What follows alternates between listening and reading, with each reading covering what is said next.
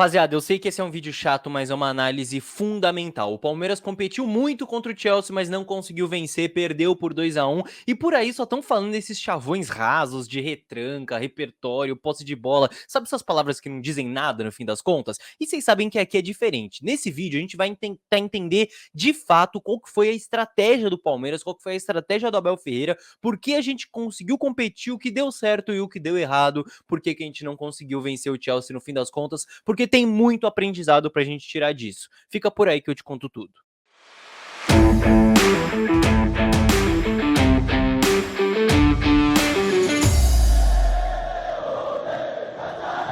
Salve, salve você que acompanha a Análise Verdão aqui no YouTube, meu nome é Leonardo Suzuki, sejam bem-vindos a mais um vídeo, mais um pós-jogo tático, esse quadro novo aqui no canal que a gente sempre traz um pós-jogo da partida com um olhar para as estratégias, e a gente precisa falar da derrota do Palmeiras na final do Mundial. Passaram aí alguns dias, né, 2 diazinhos da final, então agora já tá todo mundo com a cabeça mais fria pra gente poder analisar de fato o que aconteceu. Não quero enrolar muito vocês, então já peço para vocês se inscreverem aqui no canal se ainda não estão inscritos. Estamos quase batendo 40 mil, vamos bater esses 40 mil ainda no mês de fevereiro, né? Então, por favor, inscreva-se se você ainda não tá inscrito, já deixa o like, prepara seu comentário pra gente trocar uma ideia depois, mas antes, acompanha, vamos analisar esse negócio. E antes da gente ir pro campinho, tem algumas coisas que eu preciso lembrar vocês pra traçar um panorama que, assim, são coisas fundamentais, tá, gente? Primeiro de tudo, vamos relembrar que o adversário do Palmeiras era o campeão da UEFA Champions League, tá? O campeão da Europa, o Chelsea. Então, assim, pra gente poder equilibrar as coisas, a gente vai dividir naquelas 4 divisões que o Abel faz, né? De técnico, tático, físico e mental. Porque na técnica, a gente não ia conseguir superar o Chelsea de maneira nenhuma, certo? Então a gente tinha que equilibrar as coisas na estratégia tática, no mental e no físico, certo? Para conseguir equilibrar tudo. Vamos começar, claro, pela tática. E aí, olhando para esse lado tático, tem algumas coisas que eu preciso desmistificar aqui, porque tem muita gente que prefere sair falando besteira em vez de estudar futebol, certo? Então, primeiro de tudo, gente, o Palmeiras não abdicou de jogar, tá? O Palmeiras não abdicou de jogar futebol, porque futebol você não joga só quando você tem a bola, você joga quando você ataca e você joga quando você defende. Então, o fato do Palmeiras ter defendido por mais tempo dentro do jogo não significa que o Palmeiras abdicou de jogar, tá? Isso não existe. A partir do momento que os dois times entraram em campo e o juiz apitou o início do jogo, os dois times estão jogando futebol. Aí vão entrar as estratégias, a execução delas e tudo mais. Segunda coisa, gente, você quer chamar de retranca o que o Palmeiras fez? Você chama de retranca. É um conceito que não diz muita coisa, mas se você quiser chamar de retranca, você chama. Mas essa retranca não é mais fácil de se fazer, tá? Não é mais tranquila, não é melhor ou pior do que qualquer outra estratégia. Você se defender contra o campeão da Champions e conseguir segurar o campeão da Champions por um bom tempo, um time com o Lukaku, com o Havertz, com o Mount, com um monte de gente, Kanté, enfim, não é fácil, tá? Não é uma coisa simples de se fazer, não é uma estratégia simples. Então, não é nem melhor nem pior, foi apenas a estratégia que o Palmeiras adotou. E por último, gente, por causa de uma derrota contra o campeão da Champions, contra o campeão europeu, não caiam nesse papo raso, nesse papo besta, de que o Palmeiras não tem repertório, de que o Palmeiras não sabe construir jogada. O Palmeiras, gente, na própria semifinal, o Palmeiras enfrentou um adversário fechadinho e a gente jogou muita bola, a gente teve paciência, a gente construiu os nossos gols. Então, calma, porque esses aí que estão falando que o Palmeiras não tem repertório, que estão falando de retranque e tudo mais, esses são os que o Abel Ferreira amassou durante todo o ano passado em Brasileiro e Libertadores, certo? Dito tudo isso, vamos para análise. Então estamos aqui no campinho e eu até tô aqui embaixo para vocês poderem ver o campinho inteiro, tá? Que eu não quero tirar o foco do que realmente importa. E pra gente entender como o Palmeiras se defendeu, a gente precisa entender como o Chelsea atacou. Então eu vou colocar aqui o time do Chelsea, a gente vai entender que o Chelsea atacava com, primeiro, 3 zagueiros, certo? Então tinha o Rudiger pela esquerda, o Thiago Silva centralizado e o Christensen atacando pela direita. Você tinha uma dupla de volantes com o Kanté e o Kovacic, e aí que tá, o Hudson-Odoi e o Azpilicueta eram alas, mas no momento ofensivo eles viravam basicamente pontas, eles ficavam em cima da linha de defesa do Palmeiras. E aí você tinha o Lukaku como centroavante e o Mount e o Havertz. Eles voltavam, né, ao contrário aqui, o Havertz pela esquerda. Eles voltavam, eles recuavam para buscar a bola, mas eles também ficavam em cima da linha de defesa. E aí o Chelsea atacava dessa maneira. E aí a gente vai entender como o Palmeiras pensou se defender, certo?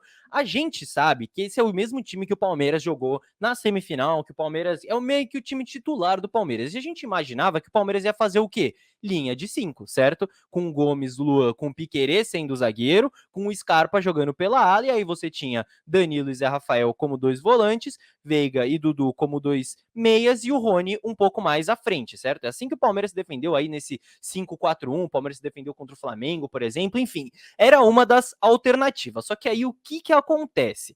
O Chelsea tinha esses 5 jogadores em cima da linha de defesa do Palmeiras, certo? O Palmeiras não ia poder se defender com 4 porque já ia ficar em inferioridade numérica, certo? Beleza. Só que 5 contra 5, contra um Chelsea, campeão da Champions. Você quer deixar um Lukaku no mano a mano? Você quer deixar um Havertz no mano a mano? Será que é legal você ter igualdade numérica? Certo, não é nem inferioridade, mas igualdade numérica contra o campeão da Champions em cima da sua linha de defesa. Será que é a melhor escolha? O Abel pensou, talvez seja arriscado demais. E realmente era, tá? Então o que o Palmeiras fez? O Scarpa se manteve aberto aqui, só que os laterais, eles marcaram os meias. Então o Piquerez ficou em cima do Mount, o Marcos Rocha ficou em cima do Havertz e o Rony desceu para marcar o Hudson-Odoi. E aí o Palmeiras tinha 2 contra 1 em cima do Lukaku. Geralmente era o Luan que ia para o primeiro combate, mas tinha o Gomes sempre na sobra, e isso poderia se inverter, claro. Então o Palmeiras montou meio que uma linha de 6, e eu digo entre aspas, porque isso podia se desfazer em alguns momentos, se o Mount voltava, o Piquerez vinha junto com ele, vice-versa, enfim. O Palmeiras cria essa superioridade numérica na última linha para poder se defender melhor e para poder não sofrer contra o Chelsea. E aí o que a gente tinha? A gente tinha Zé Rafael junto com o Kanté, certo? Zé Rafael cuidava do Kanté, e a gente tinha o Kovacic junto do Danilo, Danilo junto do Kovacic no caso. Então o Palmeiras individualizava essas marcações dentro do setor na última linha e também nos 2 jogadores que melhor constroem aí nesse Chelsea de trás, né, dessa saída de bola, o Kovacic e o Kanté. E aí sobrava quem na frente? Dudu e Veiga. E aí é interessante que o Dudu e o Veiga, eles também são os melhores jogadores do Palmeiras para contra-atacar, para transitar, certo? São os jogadores mais habilidosos. Então o Abel já se preocupou em deixar aqui na frente os 2 jogadores que poderiam causar mais dano para o Chelsea. E aí vocês pensam, pô, poderia ter o Rony um pouco mais aqui para poder atacar espaço, para poder ficar um 3 contra 3? Poderia, mas aí o Palmeiras ia ficar em igualdade numérica lá atrás. Será que valeria a pena? Será que faria sentido? Será que o Palmeiras não correria mais riscos? Gente, futebol é um jogo de escolhas. E aí quando a gente observa isso na prática, vejam só como é exatamente o que eu falei. Cada um no seu dentro do setor, o encaixe, o Scarpa aqui embaixo, o Rony seguindo o Hudson-Odoi lá em cima, o Lukaku com 2 dentro do setor dele, o Luan mais próximo e o Gomes na sobra, o Veiga e o Dudu cuidando dos zagueiros pelo lado e o Thiago Silva sendo o único jogador com liberdade. E aí a gente precisa entender por quê, porque teve muita gente que criticou isso também. Ah, o Thiago Silva tá com muita liberdade, por que o Thiago Silva tá conseguindo construir tanto? Porque o Palmeiras permitiu isso, porque o Palmeiras decidiu que o jogador do Chelsea que ia ficar mais livre para poder ter 2 em cima do Lukaku seria o Thiago Silva. E por que não um dos outros zagueiros, né? Por que não o Christensen ou o Rudiger? Tem uma explicação também. Primeiro porque, se você dá liberdade para o zagueiro pelo lado, ele pode conduzir, gerar superioridade numérica e conseguir triangulação pelos lados. E quem acompanhou a análise Verdão aqui sabe que a triangulação pelo lado era um dos pontos fortes do Chelsea. E aí o Palmeiras inibia isso. Segundo, deixando o Thiago Silva conduzir um pouco mais, construir um pouco mais, você colocava o melhor zagueiro do Chelsea mais longe do próprio gol e também o zagueiro mais lento desse trio mais longe do próprio gol. Então, se o Palmeiras recupera a bola, se o Palmeiras consegue um contra-ataque, o Thiago Silva ia demorar mais para chegar e o Palmeiras poderia ter mais chance. E foi exatamente isso que aconteceu. Olha só. Então, vejam só esse lance. O Thiago Silva tem a liberdade para conduzir, olha só como ele não está sendo marcado de perto por ninguém, só que todas as opções de passe estão sendo marcadas individualmente, estão sendo perseguidas individualmente. Ele vai tentar achar o quê? O Lukaku no pivô, que é o único que tá de frente para ele. Só que o Lukaku tá com 2 no setor dele. Tem o Luan no combate e tem o Gomes na sobra. O Palmeiras vai conseguir o quê? Recuperar a bola e vai partir para transição. Quem é que vai dar esse primeiro bote do Chelsea?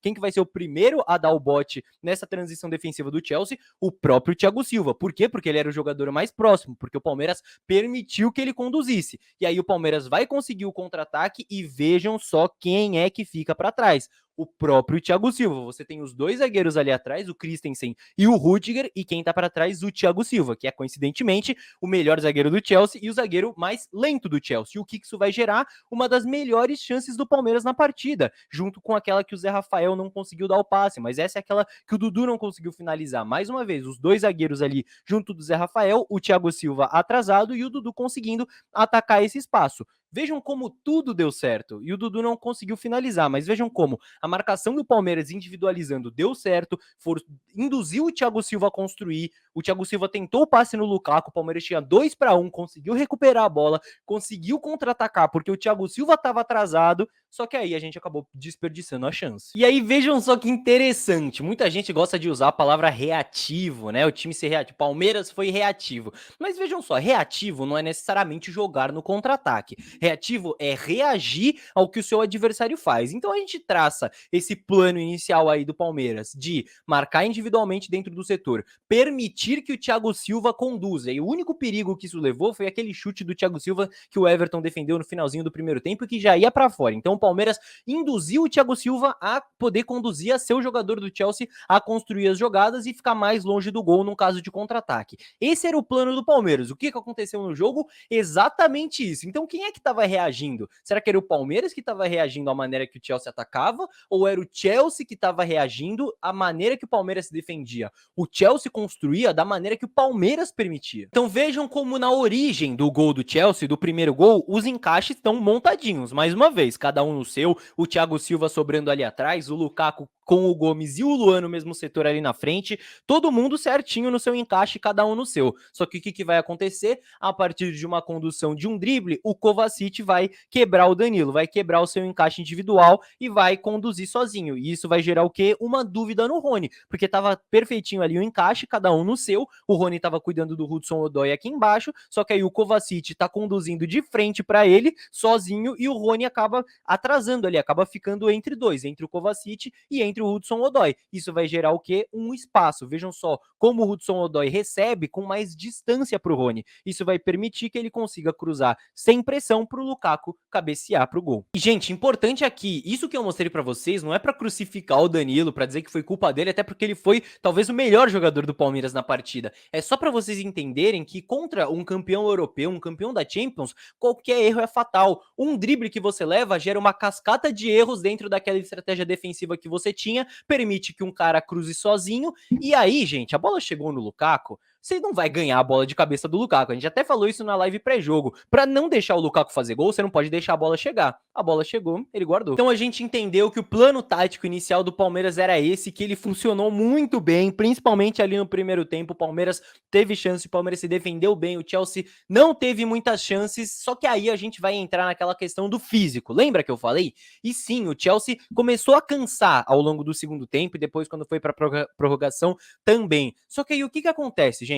O Chelsea trocava um jogador e entrava outro melhor ainda, ou entrava outro do mesmo nível. O Palmeiras começou a se cansar também, os jogadores que iniciaram o jogo, só que o Abel olhou para o banco e não tinha como manter o nível. Então, a partir das trocas, a partir do momento que precisou trocar, o Palmeiras começou a perder força. Tem uma troca que eu acho que conseguiu manter o nível, que foi o Jailson no lugar do Zé Rafael. Inclusive, tô gostando muito desse início do Jailson no Palmeiras. Esse eu acho que manteve. Só que lembra que eu falei que o Abel colocou os dois melhores jogadores do Palmeiras ali na frente para poder puxar os contra-ataques, as transições, para poder levar perigo pro Chelsea, sendo, claro, o Veiga e o Dudu? Então, o Veiga começou a cansar. Quem que entrou no lugar dele? O Atuesta, que não tô falando que é um jogador horrível, que fora do Palmeiras nem nada, mas é um jogador que não tá, né, nos pés do Veiga atualmente, que ainda não se adaptou totalmente ao Palmeiras, e vocês sabem disso. E aí o Dudu também cansado, acabou saindo só na prorrogação, só que aí o Abel olha pro banco, e quem que ele tem para colocar no Dudu? O Navarro, gente. Inclusive, não só são jogadores com uma qualidade inferior, né, bem inferior aos que estavam como titulares,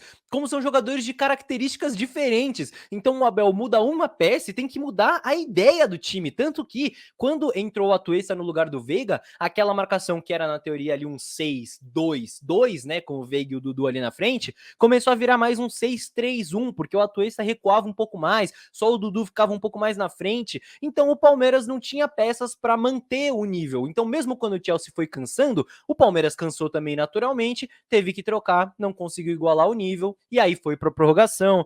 ficou sem escape, não conseguiu atacar o Chelsea, aí teve aquele lance do Luan, que aí chame de fatalidade ou chame de falha, não quero entrar nesse mérito. Aconteceu, perdemos o jogo. Então assim, pessoal, é muito, muito frustrante, é muito duro, dói demais porque a gente sabe que dava. Faltava 5 minutos para ir para os pênaltis, a gente sabe que dava para ter vencido esse negócio. Mas a partida que o Palmeiras fez contra o campeão europeu é de se orgulhar em termos táticos, em termos estratégicos. A estratégia do Abel fez sim muito sentido, mas aí uma opinião minha, tá? Vou entrar numa opinião minha aqui. Eu senti que mais uma vez o Abel Ferreira chegou no seu limite de estratégia, de pensar o jogo, mas o que ele, quando ele olhou para o banco, quando ele precisava de alternativas, ele não teve essas alternativas e o Palmeiras ali, o time do Palmeiras acabou chegando no seu limite e não conseguiu vencer o jogo. Mas, gente, respira, porque tem time agora que tem que jogar contra Ituano, Ponte Preta, e daqui 10 dias o Palmeiras já tem outra final internacional. É isso aí, a Recopa Sul-Americana tá chegando e a gente vai em busca de mais essa taça, porque é isso aí, rapaziada. Perdemos essa, mas o Palmeiras